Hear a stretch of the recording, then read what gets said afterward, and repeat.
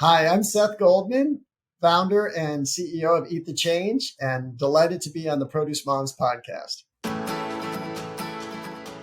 Welcome to the Produce Moms. This is the podcast where I talk to various people who've made an impact on the fruit and vegetable community. There are so many stories to share that will change the way you look at fresh produce.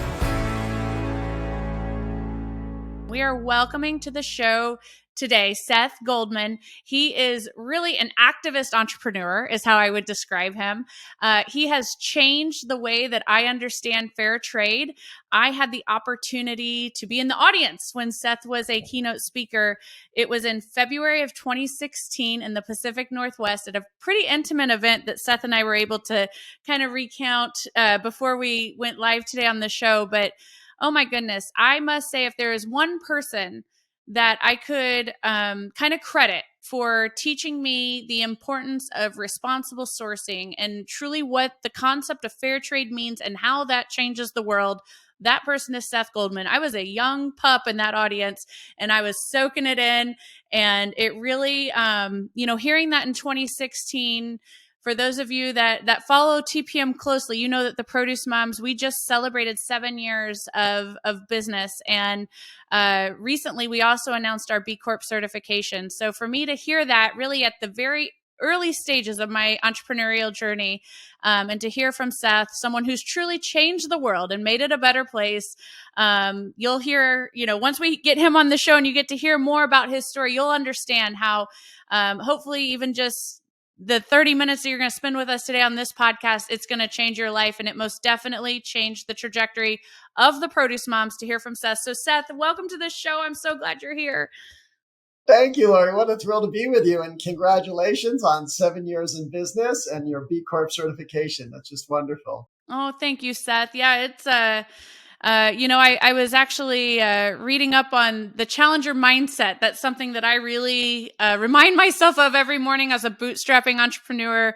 And so imagine the smile on my face when I got on Twitter today and saw that you too are inspired by that challenger mindset. And I do think thinking like the challenger, operating like the challenger, it's part of the sauce of success, but certainly in the world of agriculture, so is all of the impact that you have built your entire journey upon. Thank you. Thank you. Yeah. And to me, the challenger mindset is critical if you're looking to disrupt the way things are. And I'm one who believes we need to change the way so much of our food system is set up. And so you have to have that kind of mindset to be able to make traction. So let's talk about the journey. When I met you, and the story that changed my life was listening to you tell the story of making honest tea in like 5-gallon pitchers in your home kitchen, and then taking those big pitchers and sampling them out at Whole Foods and doing some regional sampling, which turned into regional shelf placement, which turned into Coca-Cola acquiring you. And then, oh my goodness, Memorial Day 2022, what happened? Trust the journey, trust the process, and please tell your story. Introduce yourself. Sure. Well, as you said, we started Honest Tea out of my house, brewing tea in my kitchen, and managed to get into Whole Foods and grow in a very entrepreneurial way. Literally bottle by bottle, we sold and became the best-selling tea in the natural foods industry. And then we started to expand into mainstream channels. And as you know, in 2011, we sold to Coca-Cola, who expanded the brand further. And we got into national chains like with our other products, not just tea, but with our Honest Kids line. And we got into Wendy's and Subway and McDonald's and Chick-fil-A and all kinds of other places where we really were expanding access to organic drinks, which was wonderful. And then I finished my time with the company in 2019 and started getting involved in new enterprises. I had already become chair of the board of Beyond Meat, which is a plant-based meat company, and also helped co-found a restaurant chain called Plant Burger, which is a plant-based burger chain.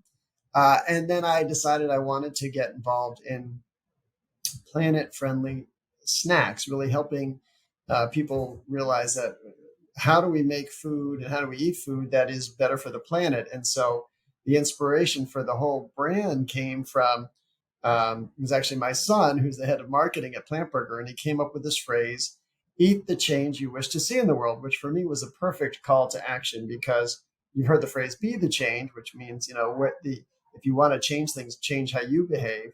And with Eat the Change, if you're concerned about climate change, which so many of us are, you got to rethink what you eat. And so let's make some foods that help people make that choice. So our first product line was a line of mushroom jerky, and then we brought out a line of carrot snacks for kids, which has been called, which is wonderful. It's called Cosmic Carrot Chews. And then we were busy selling those products, and I got a text message over the weekend in May of this year from somebody at Coca-Cola who said, would you have time to speak to some senior folks at Coca-Cola about an important business matter, which I couldn't imagine what that was because I didn't have any direct business with Coca-Cola at the time, but I got on the phone with them that Monday, and they informed me that while Honest Kids was going to continue to grow and be part of the Coke portfolio, they were going to discontinue Honest Tea. And that was a huge blow for me and all the people, literally hundreds of, if not thousands of people who helped build Honest Tea over those 22 years that we grew it. And so I'd say the first few days were just, shock and a little bit of mourning, a feeling of loss. And then it quickly pivoted into action. And my team and I decided we were going to launch into the iced tea business again. And so I got together the supply chain, all the folks in the supply chain I'd continue to stay in touch with. They were all, actually very good friends of mine because we worked so well together for those decades. And a lot of the employees who are on Eat the Change used to work at Honest Tea, so they knew exactly what to do. And my co-founder, Barry, from Honest Tea, joined. And so we created a brand called Just Iced Tea. And we're launching it nationally in 2 national chains. And we'll look forward to seeing it grow around the country. I love that, Seth. And I know from studying up and keeping a close eye on all that you do, I didn't realize that your son was, so methodical with the words, eat the change. Yeah. That is so action oriented. And I love that personal backstory. But I know from the website that Just Iced Tea is also a methodical, purpose-filled phrase. You're choosing your Absolutely. words very carefully, and these words represent so much. So let's talk a little bit about what Just Iced Tea embodies. I mean, it's obviously a lot of those values that made Honest Tea the fan favorite that it was. I mean, I read stories. I got teary-eyed when I read the news about Coca-Cola, and then I read a story that you were part of, and you identified it as a gut punch, and I was like, that is like an entrepreneurial gut punch heard around the world. We put so much into that brand, and actually, I think the folks who took it hardest were my son, my wife, and I have 3 sons, and they felt like they were, because Honest Tea grew up alongside them. My youngest son was born just a few months before Honest Tea was launched, so it really was like they lost a 4th brother.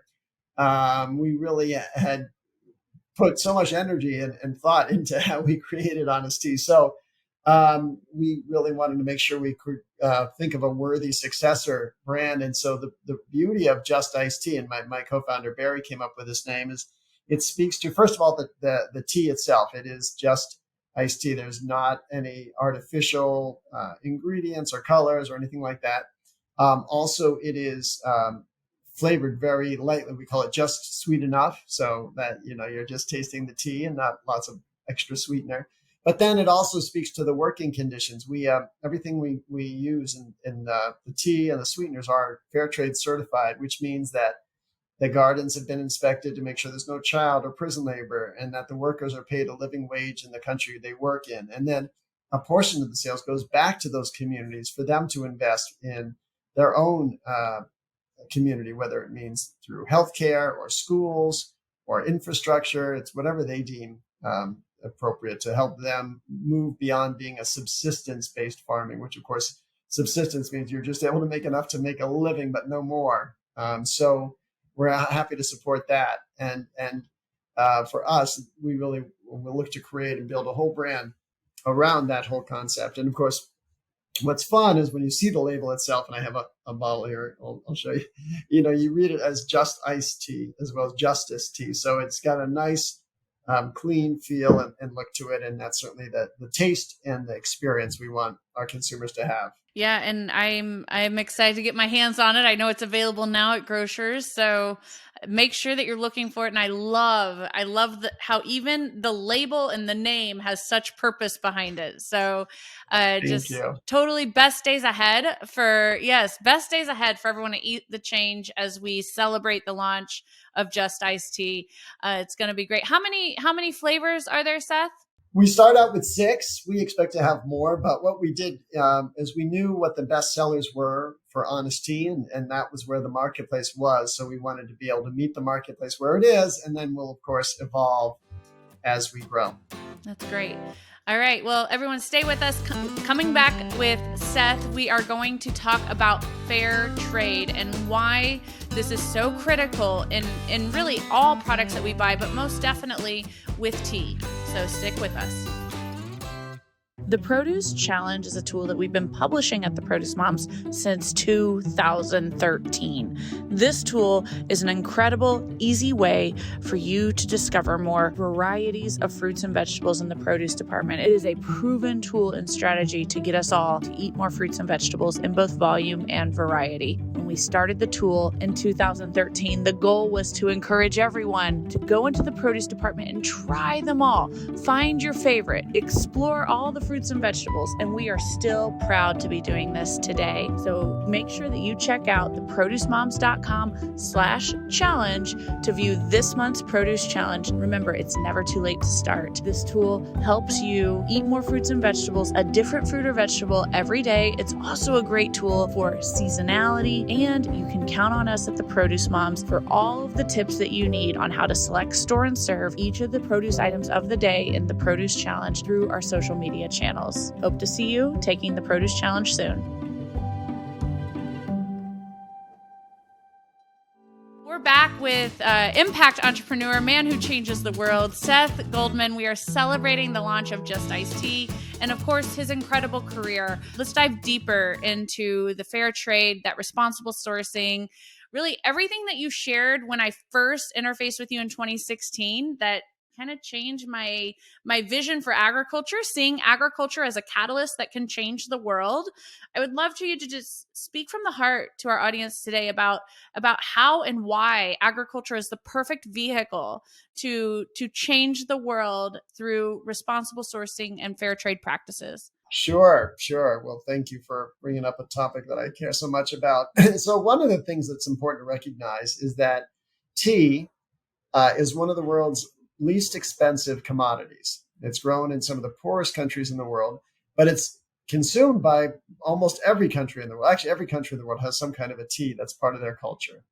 And so as we've been growing this business, we realized, well, we can buy some of the world's highest quality tea, literally, the top 5% of all tea in the world. We can buy tea of that quality, and it still only costs pennies a bottle.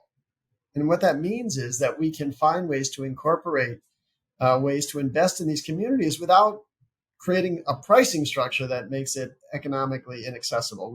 Our goal in all of these enterprises and the brands I'm involved in is to democratize healthy products. We want to make these available to everybody, not just to the healthy and wealthy. We really do want to see them everywhere. And so what we're able to do with tea is connect with tea gardens and growers who are committed to upholding the environmental pristine environments where these teas are grown, the ecosystems, and also to supporting the economic livelihoods, not just to pay them what I call a subsistence wage, but to pay them a living wage, and more than that, a wage that economically empowers them. And so what happens, our teas primarily come from India and China and now Africa as well.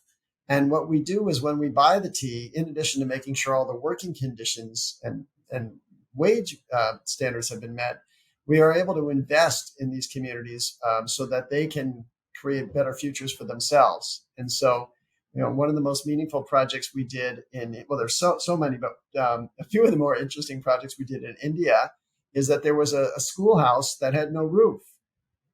And so what does that mean? It means that when it's raining, the kids can't learn. It also means that at nighttime, it's too dark and the parents can't learn if they want to pursue literacy. And so what we did with the fair trade funds is we helped the community said, we want a roof for the school. And we said, we're happy to help fund it through the fair trade premiums. And there was no incremental cost to the consumer who bought the tea. But then when you put the roof on the school, all of a sudden you're able to have year-round learning for the children, but also the parents. And then with the roof on, you can put lights on the ceiling, and then the parents can start learning and can gain additional skills and become economically empowered to pursue other opportunities. One of the other really interesting aspects of fair trade is that it helps empower, especially empower women, because so many of the tea pluckers are women. And if they are just tea pluckers, they are paid, still it's a relatively low wage. They can provide for their families, but they don't have much of an economic say in their future.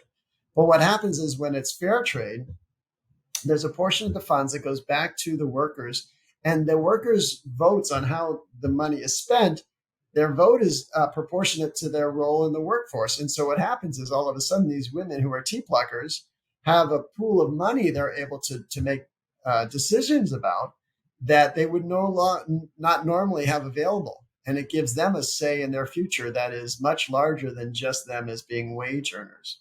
The other interesting thing we've seen is that when you educate women and young girls, they stay in school longer, they have fewer children, and they have the children later in life. And so as we start to think about, one of the reasons global warming is accelerating is because the population is growing. There, when we talk about environmental footprints, if you have more footprints on the earth, there's more stress on the planet. And so by helping to encourage people to have children later in life and fewer, you're actually addressing an environmental need as well. So for us, fair trade is just a wonderful, holistic way to support these communities and to support the ecosystems that are so fragile. And for us, we need to make sure are so as clean as they can be. Right. And, I've never heard that explanation, but I do think, I serve on a board, Global Women Fresh. We're all about empowering women globally through agriculture. I mean, agriculture is one of the only industries that exists worldwide where women can earn a professional wage in every country that agriculture touches. So it's wonderful to hear that. And I never really thought of, I obviously built a business around motherhood, the Produce Moms, very deliberate choice of words there. But I never thought about how much power lies in, women who, I just think that's such a global way to look at it. In America, we have a different viewpoint on, family planning and women's rights. And when you think of it with that global lens and you think, wow, this empowers a woman to have, rights in her community outside of just motherhood. That is transformational. So thank you for sharing that. And I want to talk a little bit more about the planet health, because Eat the Change that Eat the Change that's the parent business, or it's under that umbrella where Just Iced Tea resides. And Eat the Change is all about planet health. So let's talk about that. Let's talk also about your alignment with celebrity chef Spike Mendelsohn. Anyone who's a Top Chef fan, he's on their list of favorite chefs, undoubtedly. So how did you become so passionate? It kind of sounds almost like, your passion for fair trade led to this passion for climate justice. Yeah, I mean, I've always been working in this field, and for me, once we had sold Honest Tea, and I had finished my time with Honest Tea, I was thinking, well, what's next? And I actually did at one point think about, should I go into politics? Is that the right way to address issues that are still unaddressed that I care about? And I thought, no, it's this field of activist entrepreneurship for me is where I feel like I can have the best impact. And so what are the issues I care about? Well, climate change is, I think, a defining issue of our time, as well as, other issues around economic opportunity. But climate change, I want to feel like, well, I want to do everything I can to help shift people towards planet-friendly diets. And so we've got to find ways to bring that to life. And of course, as I mentioned, I'm part of Beyond Meat, and happy to see that business continue to grow. But what's another way to address it? And so for me, it was, well, what if I were to create a new brand and I were to look at what are the key drivers of our food system with respect to climate change. And then we reviewed them and said, well, can we create these guardrails? So the first thing, of course, everything's got to be plant-based, as opposed to animal-based. We think that that's dramatically different footprint, in terms of the resources, energy, and water required to grow things. And then I said, well, everything's got to be organic because we want to help avoid putting chemical pesticides and chemical fertilizers into the ecosystem. And then we looked at issues like water footprint.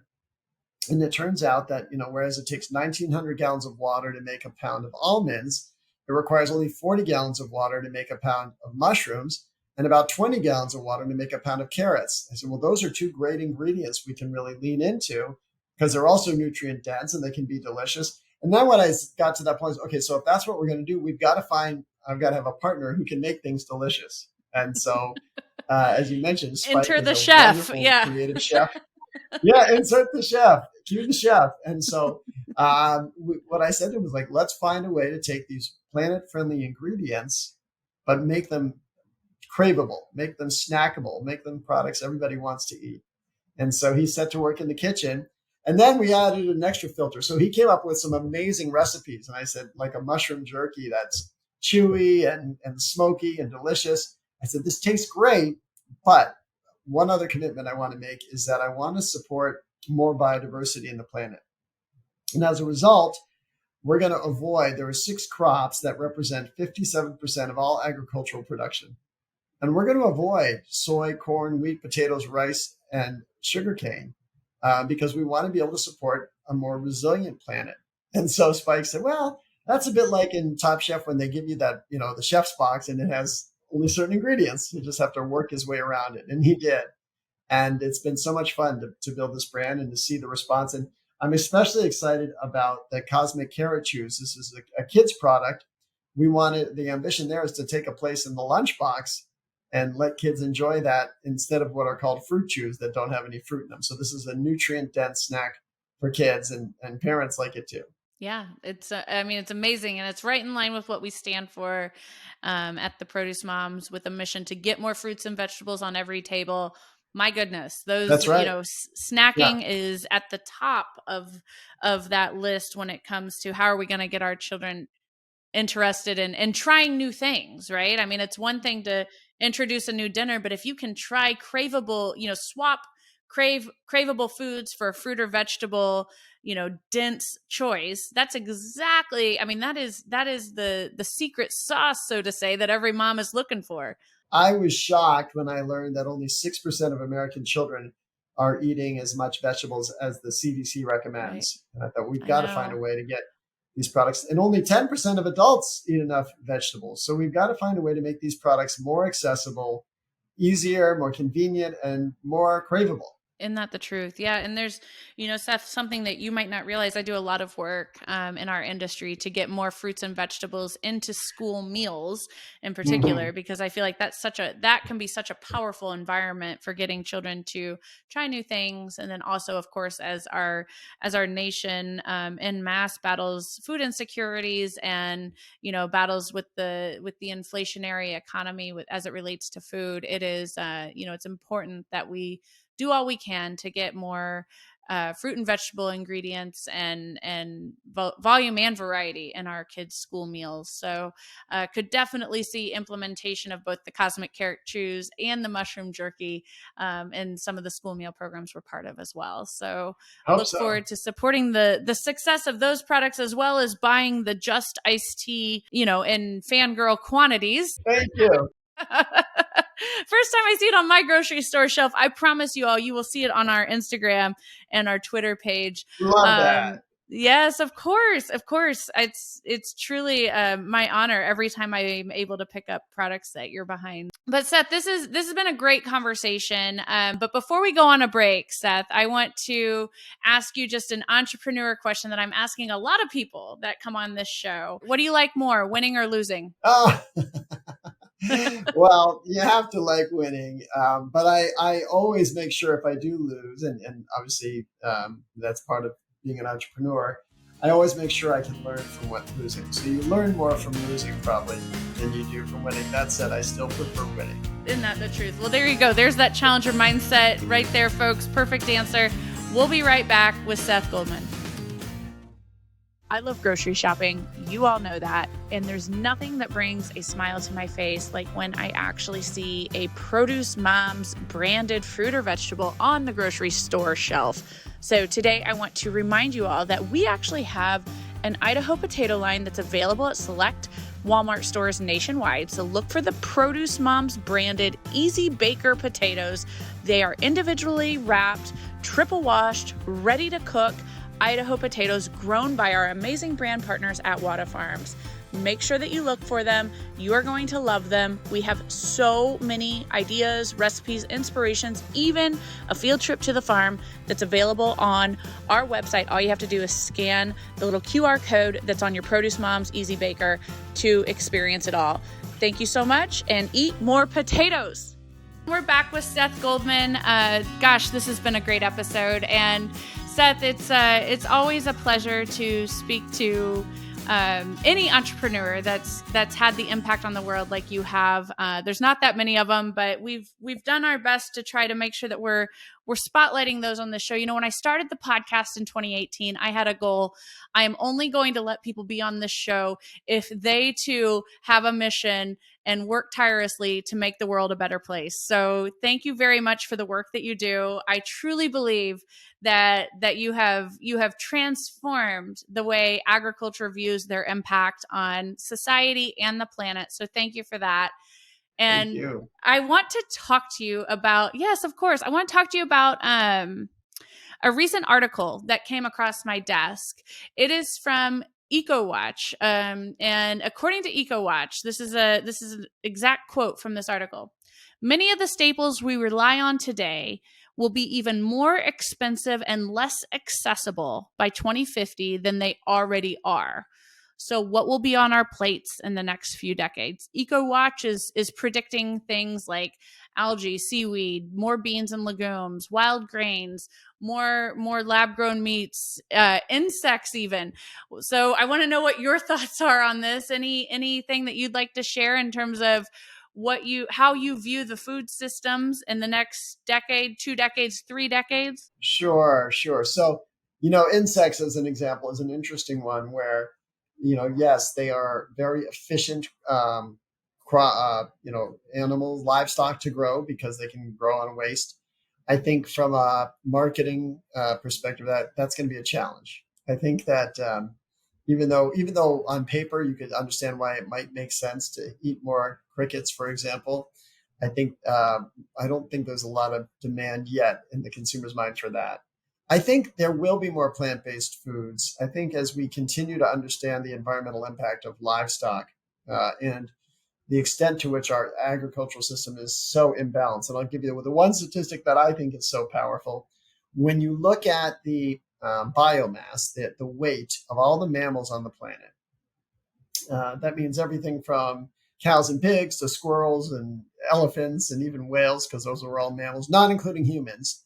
The biomass of livestock is 94% of all of mammals' biomass. So just so out of balance. And I think what that does is it throws off our allocation of water and energy, both precious resources, which are, with limits to them. So I do think we're going to continue to see a shift away from animal-based agriculture, both in dairy. We've seen it in dairy already. Dairy now, 16% of the dairy category is plant-based. That's the highest index of any of the categories, but I think others will start to follow. Plant-based meat is just 1% of the overall meat category. I think that will continue to grow. So I think those are going to be some important shifts that'll happen in our food system. Thank you for your insights. And yeah, it is eye-opening what's happened in dairy. And anyone listening to this show who's gone to the grocery store, you've seen it with your own eyes as that dairy section at your local grocer has expanded. And the expansions are almost always plant-based alternatives to your traditional fluid milk and dairy products. So yes, great insights, Seth. Thank you so much for sharing those. And this is the worst part of the show because it's the end. But it has been a true pleasure to host Seth Goldman on the Produce Moms podcast. Seth, it's you are a gentleman of inspiration and someone who really changed my life when I heard you speak back there in 2016 in the beautiful Pacific Northwest. I saw my work with a grander purpose after listening to you that It's so day. nice to hear, Lori. I'm really Yes, gratified by thank that. you. Yes, thank you so much. So we have a tradition, you actually are going to have the opportunity to sign us off from the show today. Well, thank you, Lori, and thank you for your kind words and for your time today and for drawing so much attention, needed attention to the fact that we aren't eating the right kind of produce, as much produce in our diets as we need to. And as challenging as you could look at the world today and say, oh, so many things feel wrong or off balance, you could also look at and say this is a great moment of opportunity, of an inflection where we have the chance to really change how people eat and how they think about what they eat. And so, the one thing I would underline is every time you choose to eat, which usually is 3 times a day, sometimes more, you have the chance to make a choice. And so when we chose the name Eat the Change, it was really deliberate. We wanted it to be a call to action, a call to empowerment, but also a call to accountability, because whether you think about it or not, whatever you choose to eat does have an impact. And our goal is to make sure everyone understands that every food you eat is a choice. And so to the extent you can, be conscious of those choices and do what you can to make it a better choice for yourself and for the planet. Don't forget to subscribe to the Produce Moms podcast on Apple, Spotify, Amazon, and any preferred podcast platform. Check out the Produce Moms on Facebook, LinkedIn, Instagram, TikTok, Twitter, and YouTube. Special thanks to everyone involved with the Produce Moms podcast, my amazing team. Stay tuned till next time. Hey everybody, you asked, we listened. So I know that you all love our dog food recipes on theproducemoms.com. Together with our brand partners at Sage Fruit, we have actually published a dog food cookbook. So visit theproducemoms.com/ebook and you can download your free copy of the dog food cookbook presented by the Produce Moms and Sage Fruit.